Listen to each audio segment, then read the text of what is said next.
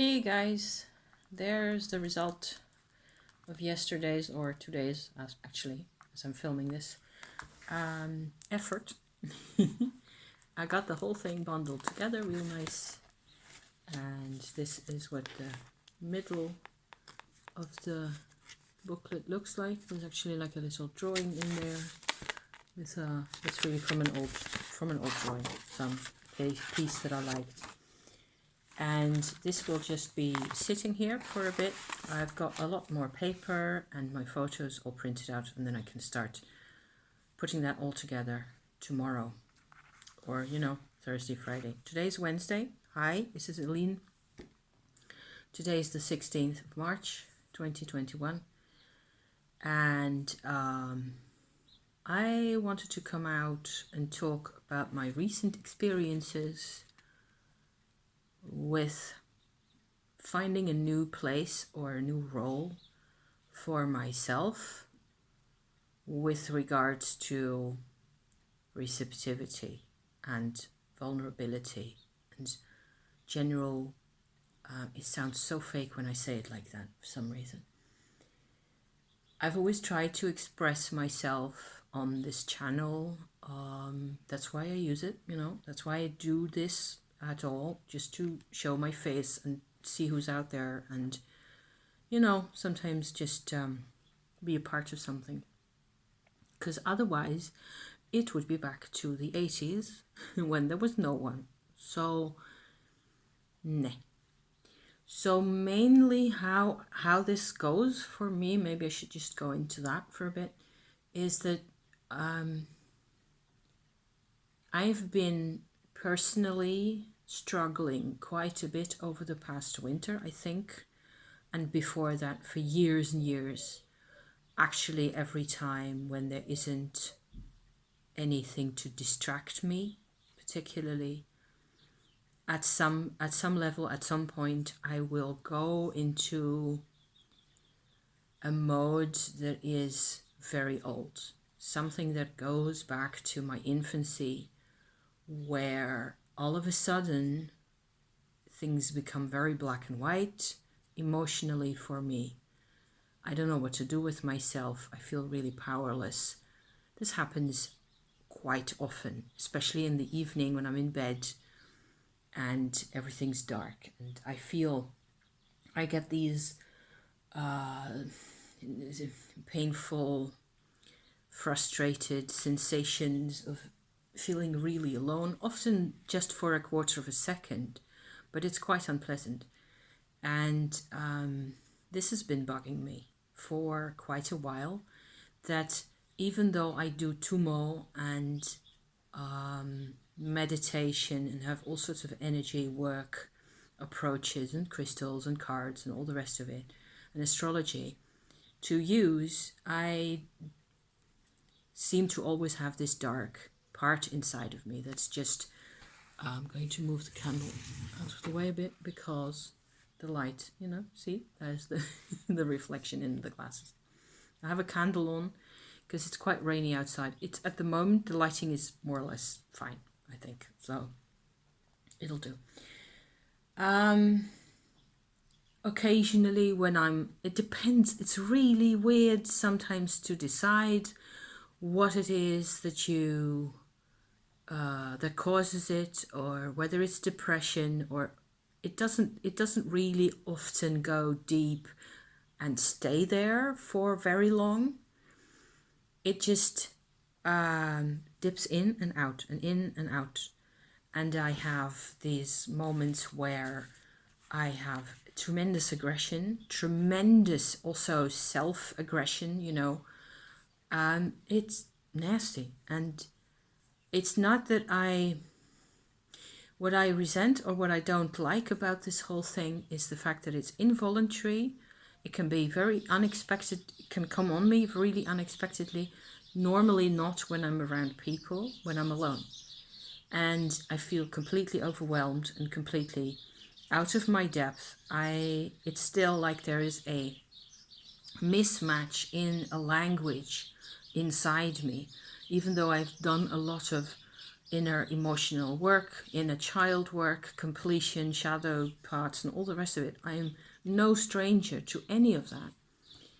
So I thought, I think a week or so ago, 2 weeks ago, I should finally get started on investigating what Chiron in my birth chart really means, and whether that will take me somewhere where I haven't been, somewhere where actually something new would come out of it, some kind of a change in perspective, some kind of a something, something like that. And I noticed, and I knew this I've known this for a long time. I mean, I am an astrologer, so I tend to look at birth charts often, and I understand more and more of them. There have been phases also recently where I suddenly got much more of what it means for me that I have Mercury retrograde in my birth chart, and what the mechanism is. My husband also has Mercury retrograde, and that is a part of this zipping into a past mode kind of a thing. Mentally, at least. I feel that makes perfect sense to incorporate that into the understanding. The way Mercury retrograde for me works, it has also a trine to Saturn. I won't bore you with a lot of astrology details. I promise, okay? I don't want this to be an astrological tale. I want this to be my tale with occasional, bits of things that I've noticed and what that means to me and how I understand them now as I sit here. So the whole Mercury retrograde thing, I think, I don't know how many people Mercury goes retrograde a lot of the time, often, a couple of times each year. So there's a lot of people who have Mercury retrograde. And in a recent video of mine, I went into how I suddenly got a lot more understanding about how my parents who have Mercury direct looked at me, and how both my parents saw me in a particular way that was actually determined by the business in their charts and in my chart. And that wasn't positive. It was really quite unpleasant to realize that to them I wasn't really somehow on the same level as a human being or something. This is really, really unpleasant to be thinking about, because I'm also a Leo, sun sign Leo. So I tend to think, this is me, here I am. I'm, I'm kind of important, at least to myself, And I was important to both my parents as well. My parents were important to each other, not always in a positive way. I don't think it was ever in a positive way that they were important to each other. So they had their issues, there are lots of issues. And the fact that I got kind of a confirmation from this whole Mercury retrograde research and the rest of it, that my parents had a really hard time taking me seriously, especially intellectually. In a way, they felt like I didn't really I couldn't live up to their standards, or something like that, something very ego-centered like that. And this has gone over my head for 50 odd years. I've never, because being a Leo means you can never really get the message that somebody else doesn't take you seriously. That just doesn't go in the brain. It doesn't compute, not ever. So far so good. I thought I want to see whether I can get any more out of Chiron. I said up until a week or so ago, I don't really understand Chiron. There's this whole wounded healer business. I can see how that would work. I can see the point of that. But I don't know. It just doesn't seem to really, I couldn't figure it out. Then I went to Tom Jacobs. I will put the links to the videos that are relevant for this story here for today, that he made about Chiron and about Black Moon Lilith in the description to this. There's going to be 4 videos, I think, for 2 of them about Chiron in the sign Chiron in the house placement, and the black moon also in both of those. So for me, the funny or the interesting weird thing is that Chiron and Lilith is the black moon, right? The lunar apogee position, are really close together. They're not on top of each other, but there's always a bit of insecurity for me, at least, as to even if you use the best possible chart calculation software, I have still got a bit of a vagueness around where exactly the true black moon Lilith position will be, the lunar apogee position will be at that point. So I tend to just grab a slice of the pie of the chart to say, okay, that's my area, that's where it all happens. And it happens depending on which software you use. For me, as far as the lunar apogee goes, between 14 and 22 or so degrees of Pisces. Chiron is at 25.36, I think, degrees, 25 degrees of Pisces. Both of those have to do with hypersensitivity, not hyper alertness maybe, although it will be that on a physical, visceral level for the black moon. I've looked at the black moon in the charts, in people's charts, in my own chart, a great deal over the past years, because I was really relieved and really, happy to have found a placement in the chart that actually would tell me why I respond so intensely to some kinds of people. Often people who have some type of bigger or more intense placement, either in Pisces or in Cancer at 120 degrees over to that side. Scorpio, not so much. The other part of the big triangle, the big water triangle. But Cancer people, Cancer ascendant people, Moon in Cancer people, Mars in Cancer people, all that. And I have 3 planets in Cancer as well. So it piles up. It becomes this huge accumulation of stuff going on. So when I found out about the black moon Lilith, and what it means to me, I sort of figured it out, that it had a lot to do with relationships with some people who have some kind of a positioning going on where I just can't deal with it. I have such a hard time dealing with those people. And those people don't know, to them, what they've got is completely normal. So I act like a freak, I suppose, It's like that. It's been like that. Oh, yeah. Very uncomfortable. Oh, and I hate being uncomfortable. Oh, my God.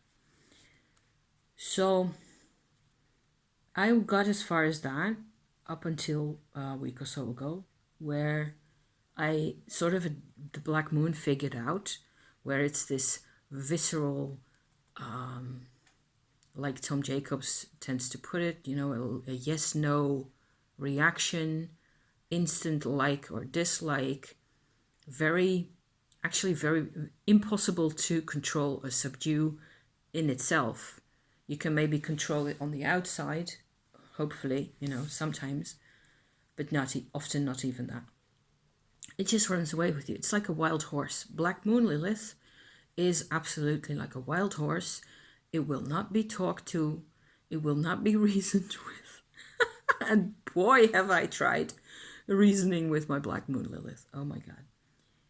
Back in the days, especially before I knew anything about all this stuff. So, yeah. So, of course, I went ahead and researched the opposite point of the apogee being the perigee. So if the apogee this is the Earth over here, okay? The apogee is the theoretical, most of the times, furthest point from the Earth that the moon is at as it goes around, There isn't even that much of a difference in distance between the furthest point and the closest point, but there is a difference. And seeing as how incredibly, essentially important the moon is, to us in our lives on this planet, I'm not really surprised that every sort of a hinging place around this orbit, like also the north and the south nodes and so on, it's a fairly short list of important positions that all have to do with the moon somehow. All this doesn't have anything to do with Chiron. It's just my research as I had it a week ago, okay? As to hypersensitivity, vulnerability, feeling like you're in the corner and you can't get out, feelings of imprisonment, feelings of having to retaliate violently when that's something that I really don't like to do. Bad things, bad, all the bad stuff. I'm not trying to judge it.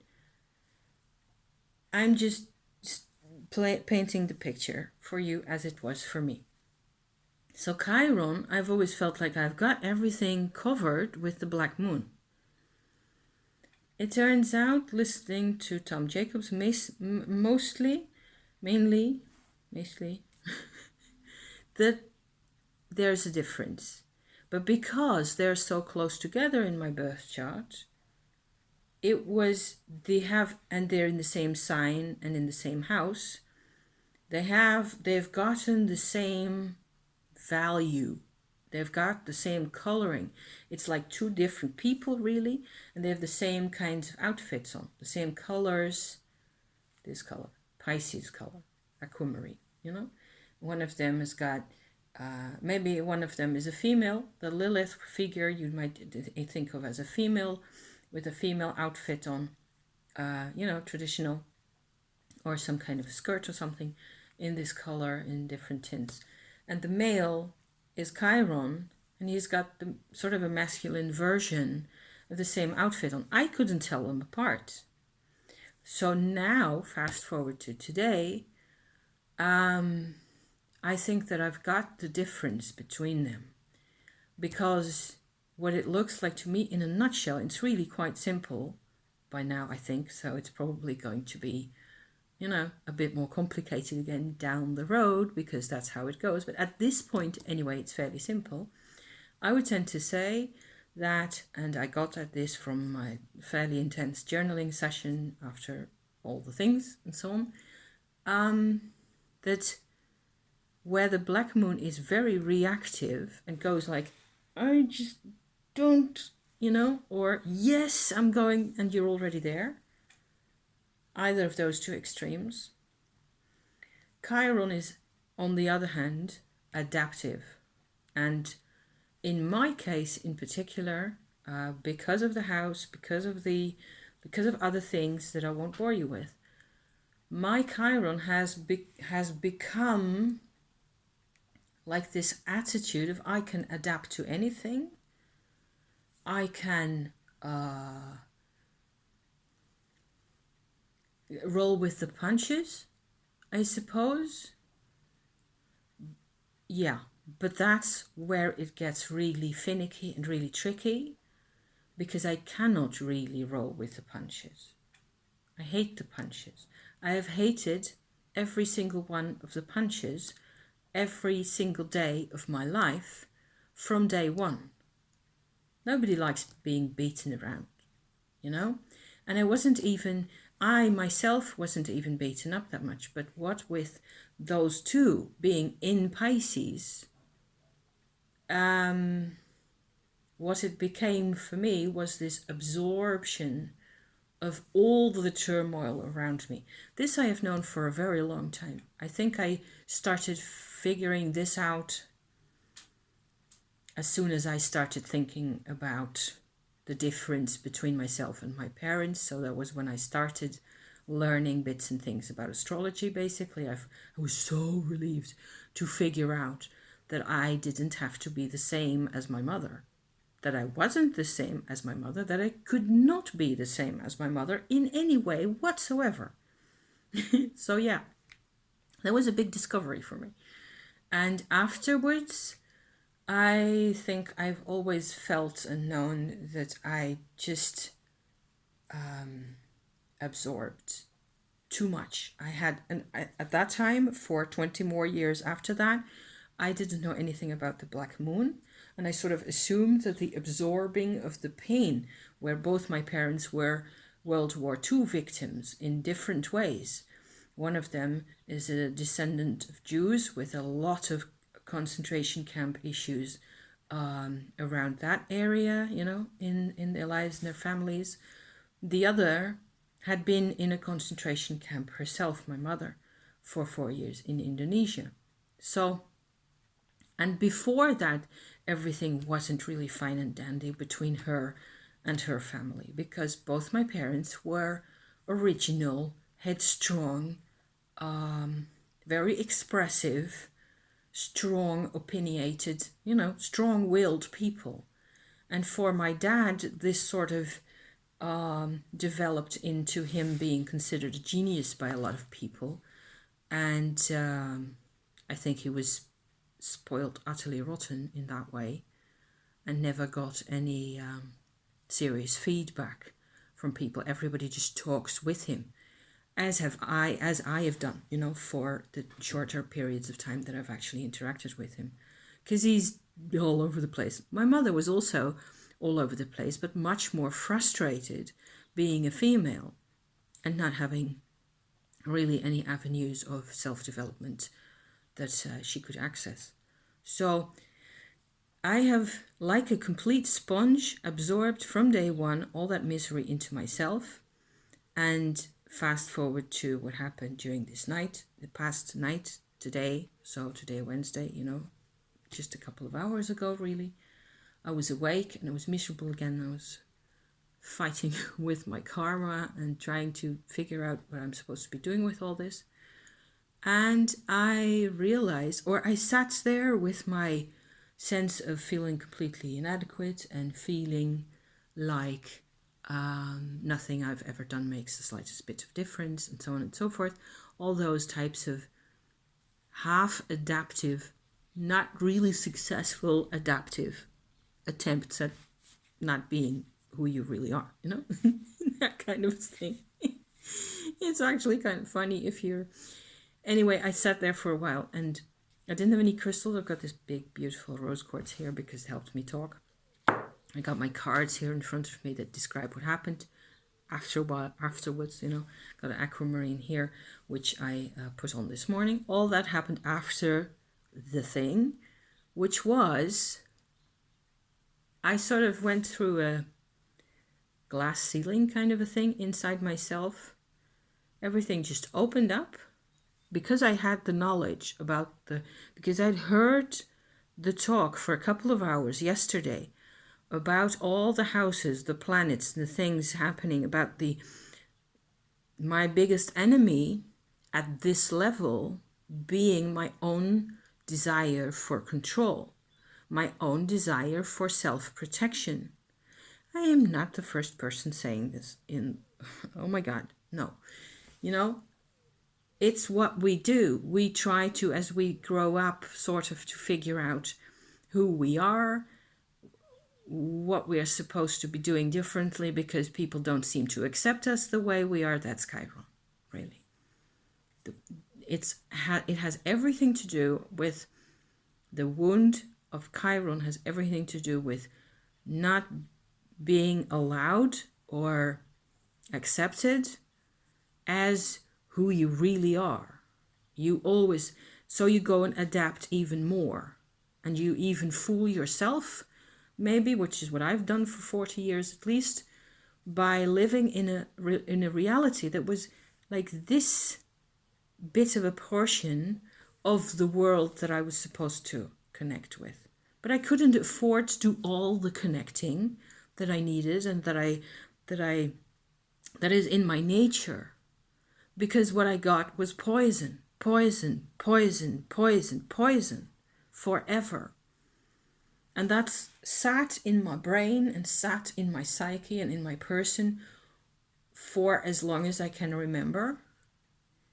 And tonight, what happened was that I just sort of fell out of it, down to a level where all of a sudden I had perspective on all that is the control, the management of the situation, the routines, the opinions, the blah, the blah, the blah, and the blah. And I don't have to constantly do that. I can just be me, right? I'm looking at my screen because apparently I have to delete videos again. I'll try to make this a bit... Am I 20 minutes in? I can't see. 24, 25-ish. I went into a mode where all of a sudden I had peace, I had space, I felt completely open to the world. It was quiet, it was real nice. I went like, what just happened? I don't know. I was just being present. I didn't do anything very special. I wasn't really doing all that much. I wasn't doing any tumo or anything. But it's part of all that, of course. It's a layering of lots of processes, and at some level, you just change. It's possible that you just change to becoming again, which apparently isn't a problem. It isn't a problem for me to be receptive by myself, in myself. That's not a problem. I have no problem with me. So that's really helpful. I had cards to go with this. When I got up, finally, I went to have a cup of tea, and I did a little card pull before situation 7 of Swords, during situation, again, my Empress, the Mystic Masters Tarot, after situation, the 2 of Swords. And I went again into astrology to check, for myself what this means really. And I have 2 moon positions for the 2 swords cards. Moon in Aquarius and Moon in Libra. So being in this position now, all of a sudden I decide apparently that it isn't anymore about being an individual, about having to define myself by any means possible.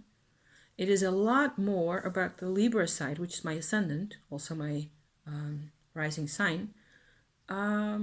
It's about other people and about having a sense of harmony with people and or things, also inside myself.